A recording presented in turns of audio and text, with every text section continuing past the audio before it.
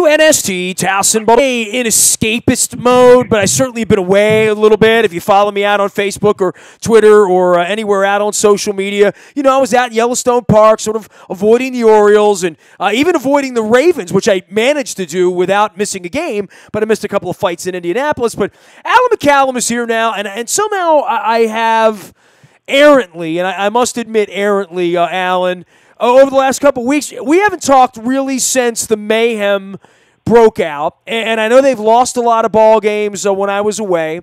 And I watched them play a little bit against the Indians over the weekend. And, you know, the first thing anyone is going to say is, who are these guys, right? Like, whenever you come back, maybe people have stayed into the soap opera. I don't know. It just happened naturally for me because I was on vacation, and I'm not really interested in watching the Orioles when I'm in Montana, nor did I have Wi-Fi service inside of Yellowstone Park where there were forest fires blowing out of control. So, but that would be the beginning of my thesis is, if you are coming back to the soap opera, obviously Mullins is there, but the other question is, who are these people, right? Who are these guys? Well, the first thing is that whether you're in Yellowstone Park or in your backyard, the question is whether or not you want to watch the Orioles right now. But before we get to the question, who are these guys? The first thing is that the Orioles are doing exactly what their only goal should be for the rest of the season. They're doing that admirably, which is lose, because they absolutely need to have the first pick in the draft next year. And their only real competition is, once again, the Kansas City Royals, the team who might be able to foil that. But the Orioles need to lose and lose. I mean, they're certainly doing that well. They need to lose a lot so that they'll be assured the first pick in the draft next year. So they're doing that just fine. Yeah, it's funny you would say that because you're like sort of the honorable integrity chief around here, you know what I mean? And the whole let's tank, that it's gone so far now in the industry that somehow it's even caught up to you, man. You know what I mean? Like the tanking thing. They don't. Tanking is not something they have to do because they are just that bad.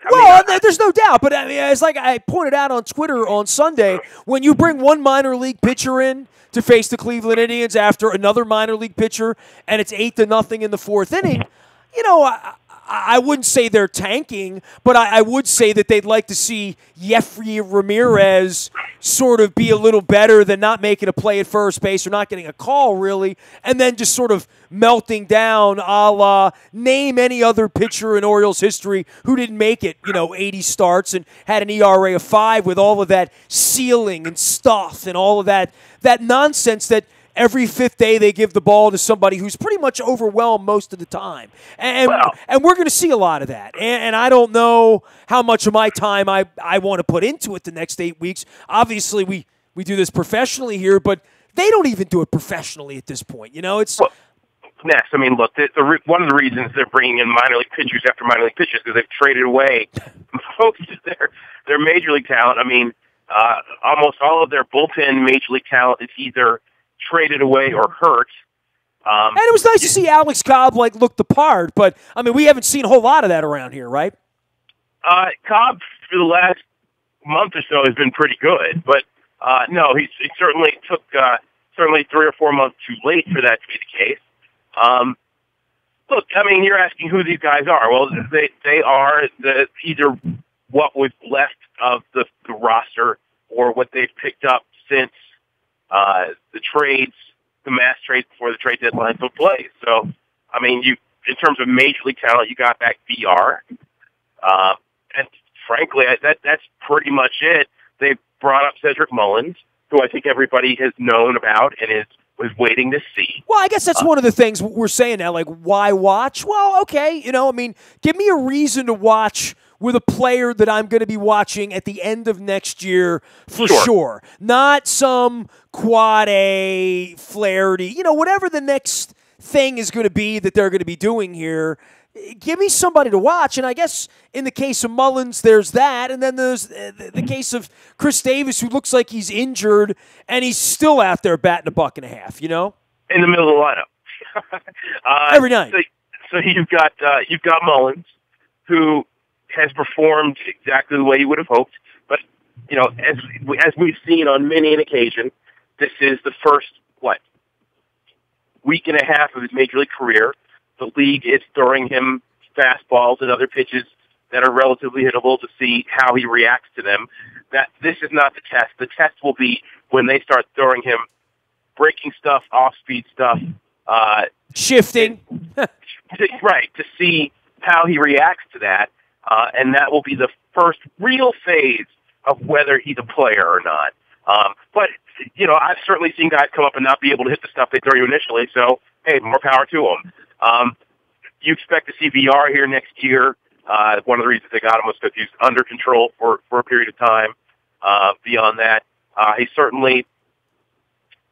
Well, I'll tell you what, he's adapted to the American League so far better than Jonathan Scope adapted to the National League. But he's gotten on base. He's played well. So, you can expect to see him. You're going to expect to see Tanner Scott, who's got who's when he's right, looks really good. And when he doesn't, his fastball, as hard as it is, looks incredibly straight hittable. I guess we're going to see Mike Wright, who they seem to think has found a home in the bullpen. The right stuff. Here we go, right? Yeah, we'll see.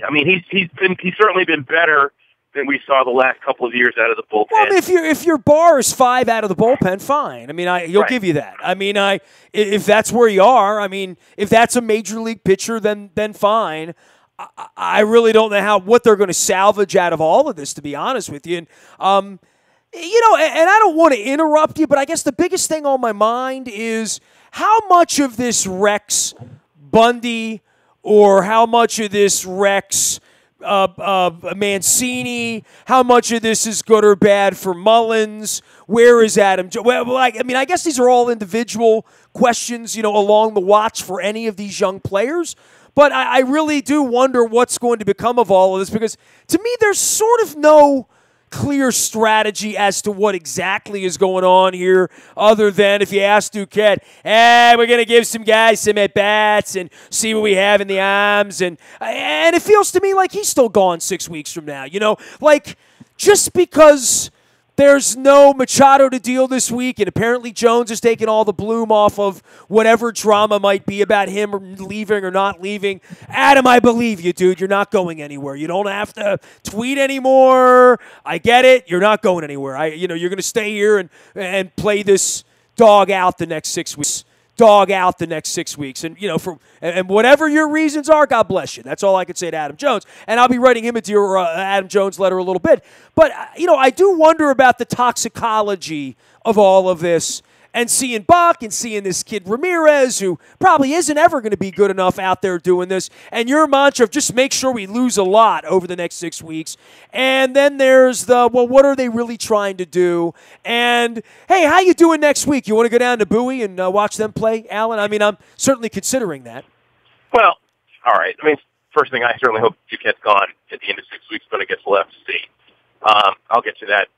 You want Duquette to stay. You're now in that faction. I said I hope he's gone. Gone. Okay, I missed the verb there. It's been a little while since I did radio. I got to turn my volume up. Okay. Let me be clear about this, Ness. Look, do I think that Dan Duquette can recognize talent and rebuild an organization? Yeah, he's done it before. I would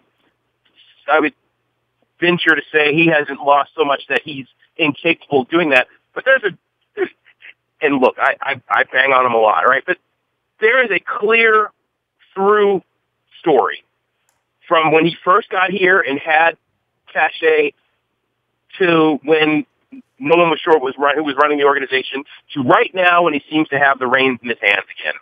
How many times have we seen players leave this team and with the statement, nobody talked to me?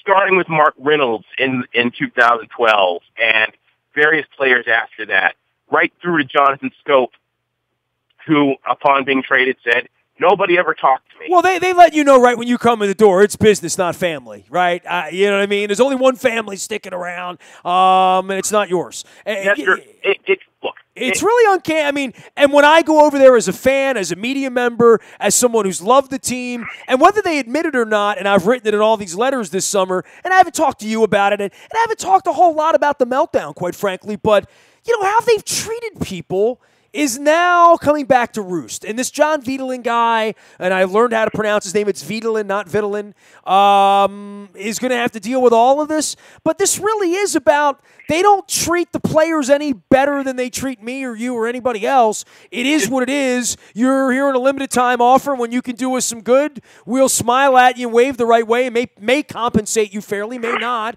And when your time's up and the bread's out of the oven, unless your name's Brady Anderson or, I don't know, Rick Dempsey or Mike Bordick, and you're willing to lie for us, you're willing to go Sarah Huckabee Sanders for us, you're off the reservation. Or unless you're willing to keep your mouth shut or you're willing to lie for us, you'll be castigated. And we've seen that with our government right now. So we're seeing it in action. So I guess I shouldn't be all that surprised, but that's how they've treated people, and that's why a guy like Scope wasn't going to stay anyway, right? Gosman, I mean, it's probably better they dealt those guys. And dude, I never even got a full reaction from you on any of that, so I do apologize. It's been a crazy little summer here as to knowing when they're going to deal and when they're not, when we can go on vacation and when I can have an anniversary and like all that. But it's been... Dude, it's been a wild summer. Like, we got hours worth of meat on the bone for the franchise because we care. The question is, does anybody else? I mean, that's really my concern, is that people have gone nighty-night on them.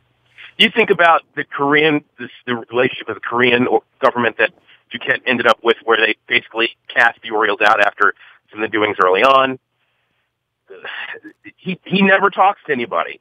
And right down to Adam Jones, right? I mean, he's making deals for guys 10-5 and clearly there was no conversation about what are your thoughts. I mean, people say, why wouldn't Adam Jones want to be traded? It's very simple. He's thinking about the length of the rest of his career. He's in his 30s now. He's not going to be a center fielder anymore. He knew that. And I don't understand why. I mean, unless it's his wife, and that's fine and all that, but I don't. I mean, don't try to win, dude, He's trying to ensure that he has a chance to be an everyday player, and he was going to be traded away to a team where he was going to be a platoon player and a leadership guy. And all you have to do, baseball has a long history of determining what a guy is going to be because of the way someone was used him. Let me ask you a question. Hey, do you really believe that Harold Baines, for the last 15 years of his career, was incapable of hitting left-handed pitching? Of course not. Harold Baines could have hit anybody any time.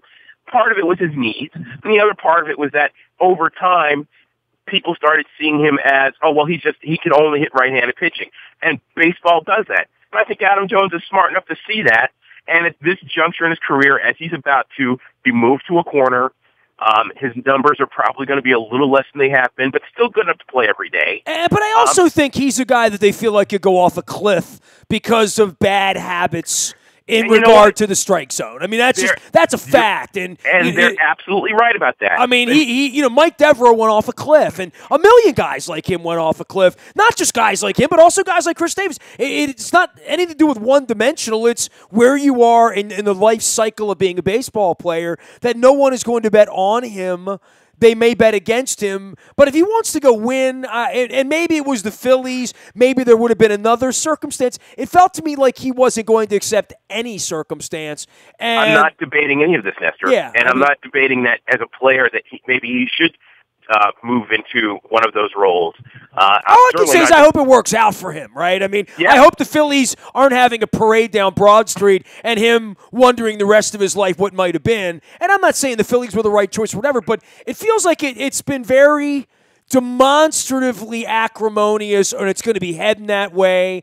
And I think part of the reason of that... And it's part of that reason for that is because it's the Orioles, man. I've watched this for 25 years, right? To your point. Like, there are very few happy endings here for anybody. I think part of this is that nobody talked to him. You've got deals in place, and then you're going to be sanctimonious when a guy who has 10-5 rights says, I don't want to do that trade. I mean, why wouldn't you have that lengthy conversation in the midst of all this before you get to that point? But here's my thing. Communication's not a big part of the Angelos strategy. You know what I mean? Like, it really isn't.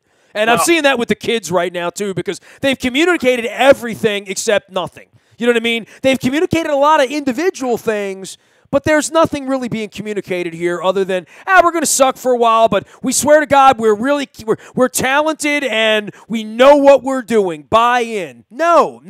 I mean, I can't buy in that you know what you're doing, or that anybody around there knows what they're doing, or that anybody who doesn't may know what they're doing still might not be there 3 months from now or 6 months from now, because the perception is y'all don't know what you're doing.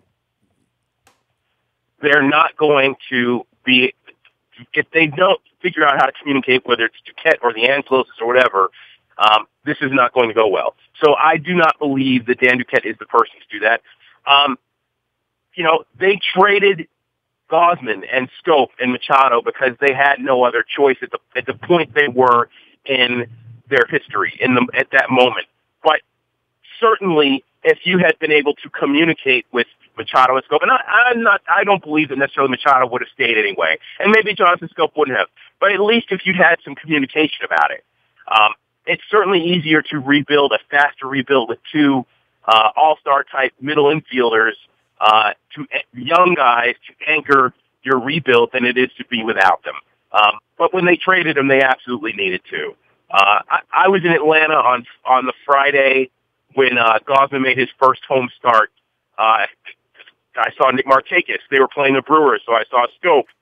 The only person that wasn't basically there was Brad Brock. Didn't come into the game because Gosman was so good, and O'Day was is still on the DL, going to be for the rest of the year. So I mean, you certainly had the feeling of what could have been in that instance. But look, I'm not opposed to.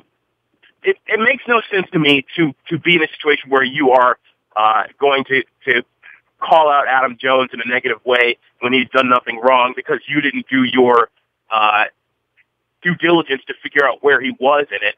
And I certainly think, do I think Adam Jones is the player that I want to teach young hitters how to hit? No. But in terms of effort and being there every day and having, wearing the black and orange with pride, I have no problem with them bringing back Adam Jones next year. And the path to that is, one, to communicate, two, to understand what the fans of this town are about, and three, I mean, the clear guy to move off the roster is Mark Trumbo, in my opinion. And despite his tricky knee, he's certainly having a decent enough year and the kind of contract with which to move to a team.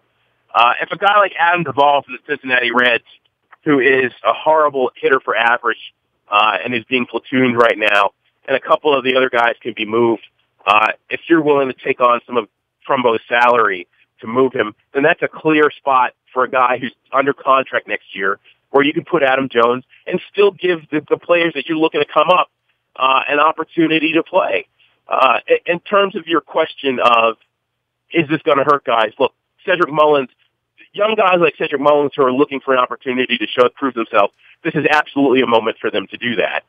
He wouldn't be here if the Orioles hadn't been awful. For guys like Trey Mancini and Dylan Bundy, I mean, Dylan Bundy's issues lie with health and being able to sustain innings in the major leagues. I don't think that has anything to do with them losing. And Trey Mancini, look, I'm fully of the belief that Trey Mancini was hurt. And with the complete inability of guys like Scope, who was hurt, Trumbo, who was hurt, Chris Davis, who's just awful, all around him who weren't hitting, and then he slides into the outfield stands and gets hurt and is putting tons of pressure on himself. I mean, it seems clear to me that's how the first half played out for Trey Mancini. He's been better in the second half. You could see maybe not what he was last year, but still room to grow. To me, this is about mental toughness. And if these guys can't show up and be the best players they can be in these moments, whether the Orioles are winning or not, that tells you a little bit about them for the future. So, I mean, is it tough to play on a team like this? Is it tough to stay focused? Of course it is. But if you're a young player trying to establish yourself, trying to get to the point where you're going to have a chance to make a big contract, and if you give a damn, so to speak, about the team you play for, and moving forward, because you certainly are going to be there for a little while, unless a deal comes across for you, then it makes all the sense in the world to be prepared for that. So, my concerns for Dylan Bundy are just purely about health and sustainability. Trey Mancini's still got some learning to do. And for guys like Mullins or Austin Hayes or anybody else, Ryan Mountcastle or anybody else they're going to bring up in the next either 6 weeks or to start next season from the Orioles farm system. These are players that need this opportunity for the team to be bad to give them a place to play and show that they belong here at the major leagues. This is what they're got to be waiting for. Alan McCallum has been our longtime Oriole insider, historian, blogger, and captive fan. You can find him. His band's going to be hitting the road as well sometime soon in E.M. Spencer. All of our WNST programming. I want to give a shout-out to everybody because it's been a little bit of a crazy summer. I put my book on. There was some best of. Did some Yellowstone. We've been in and out of programming at various points, doing my Dear Orioles letters. Getting back sort of on the horse here. I'm going to be mixing in a variety of different things with the election coming in regard to local politicians on both sides of the aisles with invites to sit and discuss some pretty important issues going on around here in the city and in the state and in our community and in the way we live our lives, as well as the Orioles and the Terps and the disgrace of that, as well as plenty of Ravens. You'll still get a steady 80% diet of Ravens and NFL around here as the season gets going, and obviously with the Ravens with 2 games this week, we'll be getting to that. I just want to give some love to all of our sponsors. I want to shout them all out as I get going here, as the week starts. But certainly the Modell Lyric and our dear friends down there. We've already done an interview with Kansas,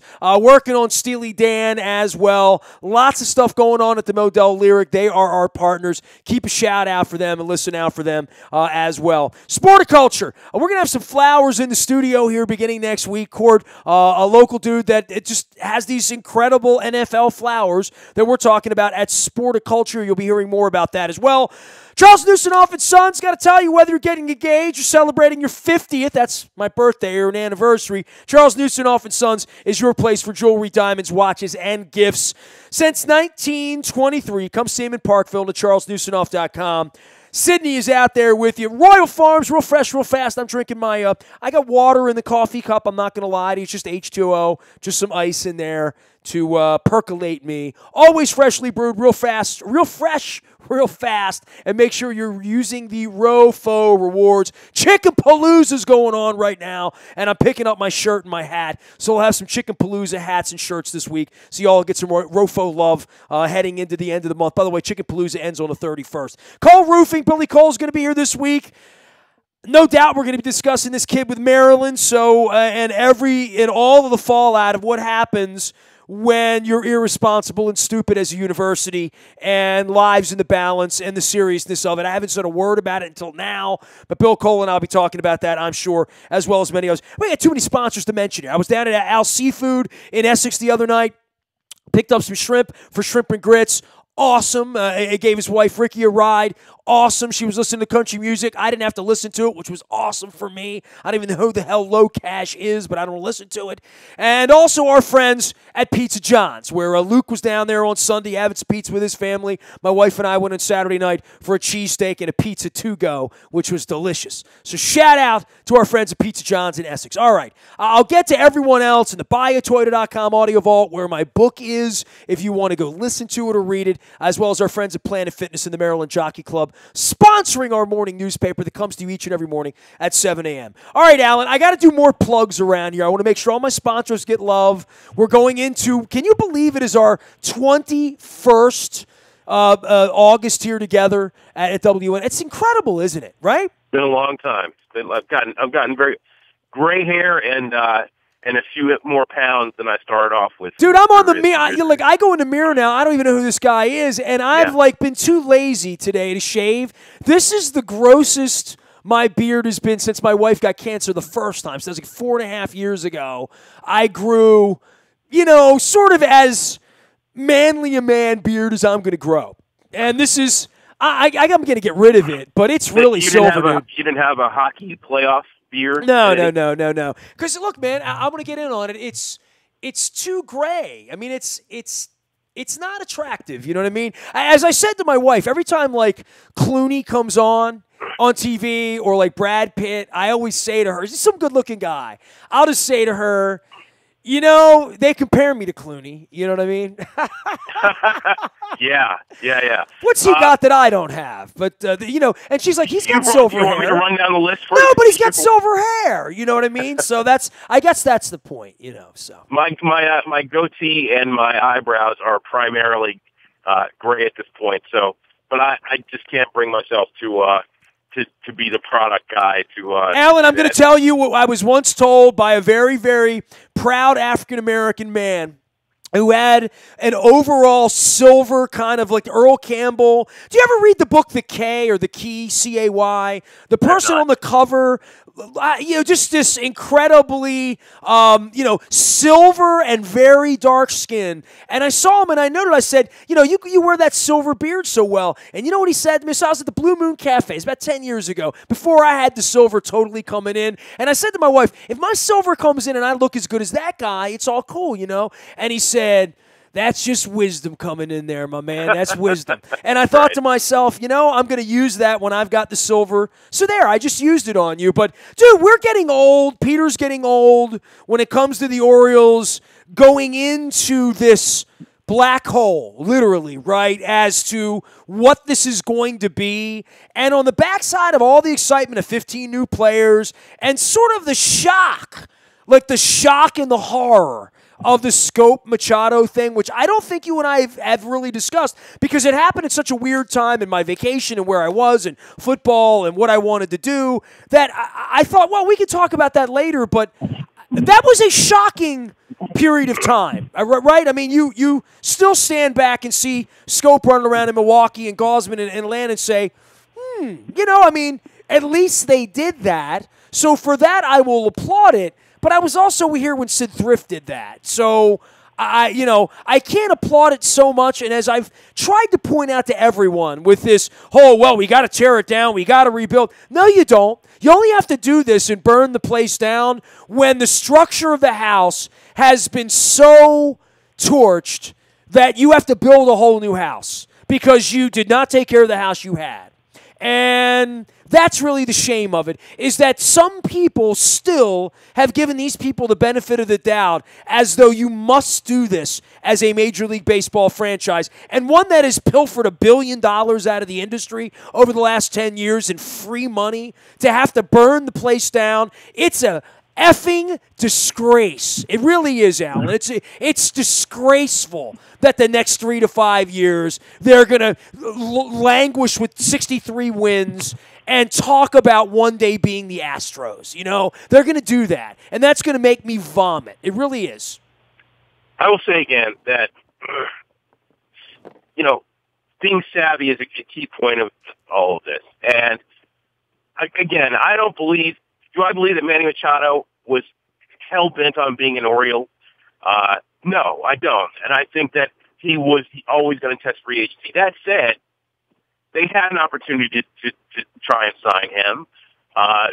After the second knee surgery, I think that would have been an ideal moment to try to get him into an Evan Longoria long-term contract. I'd much rather, would it have been a risk given the health at that moment? Yes, but the talent level was clear, and I think I would have much rather taken a risk on a 7 or 8 year contract for Manny Machado at that moment than on a 7-year contract for Chris Davis when all of his issues were on hand for everybody to see. And they would have gotten him they could have paid him a strong amount of money without going absolutely bankrupt in that moment and gotten him for a while. I think that could have happened. And this year, when Jonathan Scope is injured and then struggling, would have been a perfect time to approach him about a contract before he trade Manny, as things are going wrong. And again, maybe he wouldn't have signed, but at least you would know what your fate would be. And I say again, building with 2 young guys, Trammell and Whitaker 2.0 with more talent up the middle would be a fine way to rebuild your organization, because they could be here in theory 3 years from now when that happens. Now, I'll say this. I like what they've done. I just don't like the way it's been done, right? This getting 15 young players and seeing what comes of it. Okay, I mean, and it certainly shuts all of us up for 24 months, right? Because they kind of sort of did the right thing for the first time like ever after always doing the wrong thing, but I still don't even know who's running the place, At the moment in their history, they did the only thing they could do. They made tough decisions, and they did what they could. That said, if you're going to trade all of those players, the word seems to be that they got sort of B-level players. Let's say 10 out of the 15 are sort of B-level. They have talent, but they are not elite. We'll see what happens. I would have liked to have seen them get, like, whether it's Machado or Gausman, I think those are probably the two you could have looked to get. Machado because he's an elite player. Gausman because he is... he's a high-ceiling guy. He's a lottery pick for crying and he's out under loud. Control for another couple of years. Man, the Gausman dump was amazing to me because it really was a salary dump, right? I mean, that's really – it was about not paying him when the team's going to stink and slot money. And not paying O'Day, right? I mean, literally. Right, yeah, no, I agree. It was a combined effort of, if he stays, my God, we're going to have to give him $12 million and watch his clock tick. And, if we get rid of him right now, we can unload $20 million, So why not do it? I would have liked to have seen them get at least one elite minor leaguer for Gausman. I think that's probably the one. Or if you say we'll forgo the other players for scope and we'll take one elite minor leaguer. I mean, I think you get one star minor leaguer out of one of these deals to say, all right, this is the guy we're going to anchor our future on.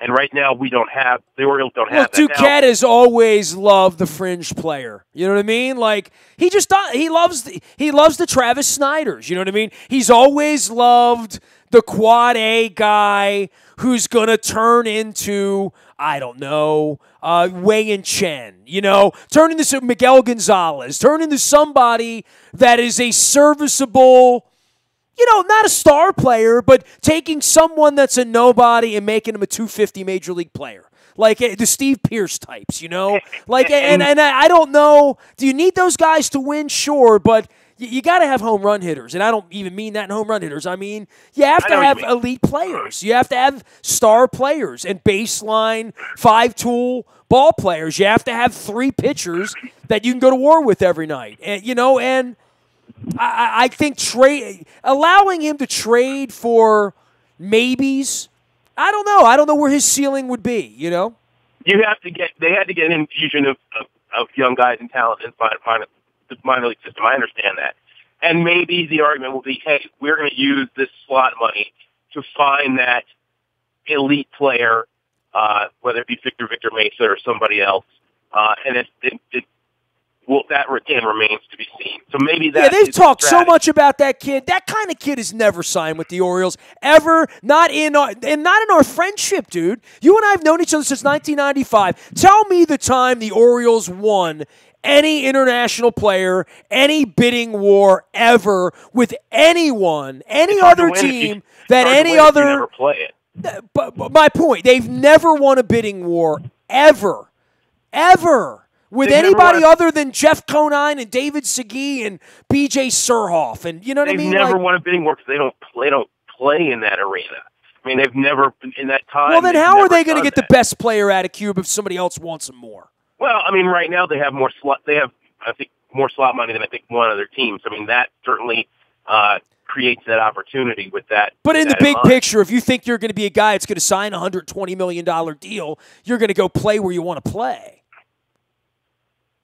I don't know, Nestor. I mean, I'm giving you speculation as to, what his thought process is.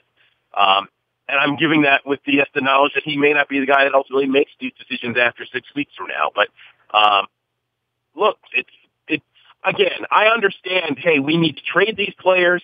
We need to infuse some more energy into the minor league system. And I certainly understand that it's time for them to start playing in the international market. All I'm saying is that with all the players they traded, I would have liked to have seen at least one of them be for one elite player from another organization's minor league. But I certainly I mean, certainly applaud them for not standing pat, saying, "Hey, we're just going to ride the season out and see what happens." I mean, that would have been a disaster of an epic scale. Because here's the dark scenario. Jonathan Scope does stay, and Manny Machado does stay, and Kevin Gausman stays, and they all have great second halves, and the Orioles finish, let's say, 10 games above the Kansas City Royals and maybe another team for the second or third worst spot, and they lose out on the first player in the draft, and all those players leave Machado next year, or this year, Scope next year, Gausman when he becomes a free agent, and they get nothing out of those guys anyway. So it was, certainly the right time to do it. He is Alan McCallum. Alan at WNST.net is the way to find him. We get a class dismissed. Do you have anything else you want to add at this tender moment? Because we're not going to talk a lot about the Orioles around here, because I don't know what there is to say that you and I aren't going to say, and Luke and I aren't going to say, that over the next 6 weeks is going to make them any more watchable or more definably different until such point where Jones, Showalter, Duquette, until they figure out what they're going to figure out. And there's never a time where that, feels like there's a press conference you and I are going to, hear about, I'll say a couple things. One, they have an opportunity with Adam Jones. You have a guy who actually wants to stay. You have a guy who has cachet and a voice among other players in the big leagues. Is he Big Poppy? No, but people know and listen to Adam Jones. They see him as a leader. And to sign him for a couple more years and give him a chance to play and have him be a positive spokesperson for an organization that looks awful and is always, even when they were winning again, questionable in the way they practice. To have someone with voice and cachet be able to speak for your organization, and if by miracle 2 or 3 years from now they pop early and are ready to win again, and maybe whether it's one player to sign or to trade for with 10-5 rights, and you have a player like Adam Jones who can say, "Hey, look, for all the things that have gone wrong, this organization treated me well. I believe in this. I think you're the person that can help us." That's playing the long game, which the Orioles have been horrible at doing for the last 25 years. And sometimes when you look forward into the future, you might get it wrong, but making a move like that for a team that's going to go nowhere for the next couple of years, for a guy who's going to wave the black and orange flag everywhere he goes, you treat him well, you pay him enough, and you give him enough at bats. I think that Adam Jones is exactly the player that can do that kind of PR for the Orioles and make them appear better than, frankly, they've actually been. I think Buck Showalter has been a great manager for the Orioles, and I think that should be what the epitaph says as he makes his way out the door. I think that so much of the season shows that it's time to find a new voice, a new leader, someone else who can pave the way for this team going forward. I've already told you my feelings about Dan Duquette. Yeah, I mean, what role does Buck play in 50 games out of first place in August? Look, he continues to put Chris Davis in the middle of the lineup for a player who should clearly be batting ninth every day. But who knows who's really making those decisions? I always come back to that. Fine, let's say it. Buck, I'm ready for. I think Buck should be done. I think he's more than overused. Miguel Castro. I keep hearing people talk about, oh well, he's erratic. He's erratic because for 6 weeks he played him virtually every day, and blew him out the same way he's done with other pitchers in the past out of the bullpen. Matt Wieder's knee's still hurt. Yeah, right. I think that people should embrace. I think fans that are ready to get on board with this. I see every day people posting pictures of Scope and Machado and what could have been. Look, it's done. That's past. And if you're going to be an Orioles fan, it's time to embrace something new. The question now is to not lament the past, but to hold them to their feet to the fire for what happens going forward. And to say, as you champion, transparency. to discuss the plan, to give us reasons for leadership. Frankly, to give reasons for why at this juncture nobody has been fired. And I will say again, I have never been and will not be someone who at the drop of hat says that guy's got to go, pitching coach, hitting coach, what have you. But I mean, come on. I mean, that is not. It doesn't require transparency, a high school equivalency, or anything else to say somebody needs to go out of this. Just to say that we're paying attention, and to recognize that there are players on this club who have regressed, either both from the pitching and hitting standpoint, and that there are coaches who need to be accountable. And sometimes that kind of shakeup is the kind of thing that wakes the players that you're going to look to up. If you're going to keep Chris Davis, which means you're not going to eat the remainder of his contract, which is something that I think is certainly worthy of discussion, then certainly a new voice for him, an opportunity to shake things up, to wake some of the players that do remain up, really needs to happen. So I mean, this is an organization that is in the process of reshaping itself, and to have it better shape itself in a number one pick. To have the stewards of what was that allowed it to get to this point, and whether that's Peter Angelos demanding that they forgo the minor leagues, or whether that was too many cooks in the kitchen not being able to stay in touch with what was going on, or just not seeing what made the team work and how that was going to work against them as these players got older. Whatever the case was, I think that it is a bad choice to let the stewards of that shop, who let this get to this point, and not be able to see into the future for how this was going to follow. I think it is more important that they let those players go, let those coaches and managers and front office people go, and start new and have new voices to speak to what's going to happen next. All right, man, I will give you a little bit of a breather. Football is coming, but we'll get back into this baseball thing at some point into September and into October. And, keep the faith, Alan. I guess we'll have postseason and we'll be interested in it. I mean, the Oakland A's are making things interesting, aren't they? There are a lot of interesting races, whether it's Atlanta and Philly, or suddenly the Oakland A's are making a race in the American League West. For the Yankees, on probably likely to win just shy of 100 wins and have to battle for their lives in one playoff game.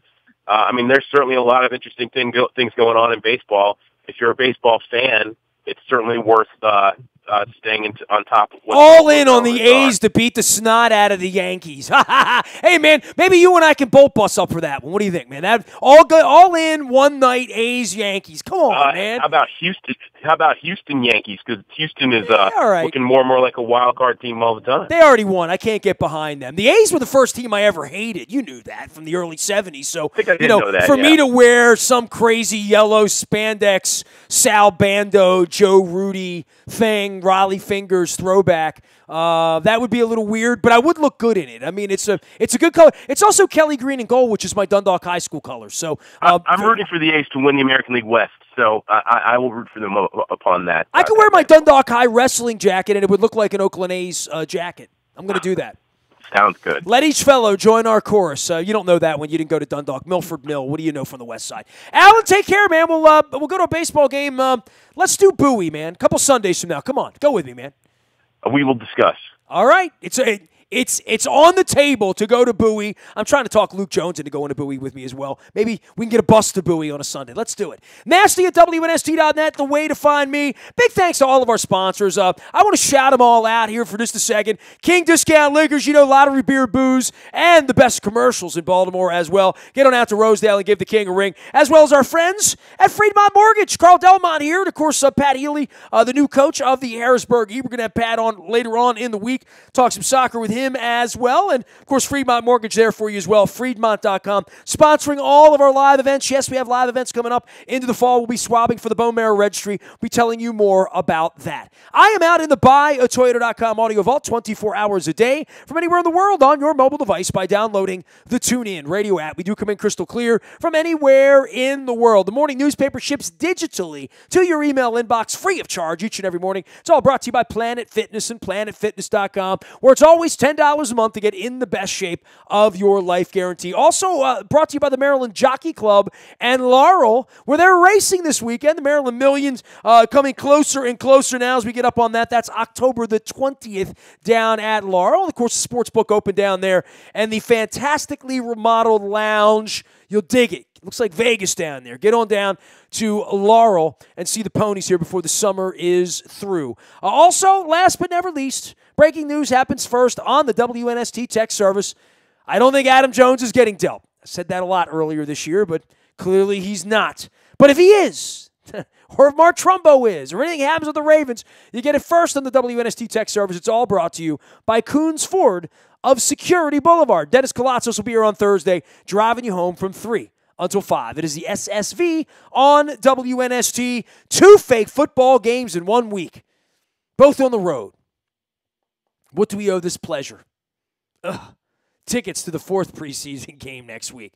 Stay healthy, Ravens fans. Stay healthy. We are WNST.net, AM 1570, and WNST, Towson, Baltimore.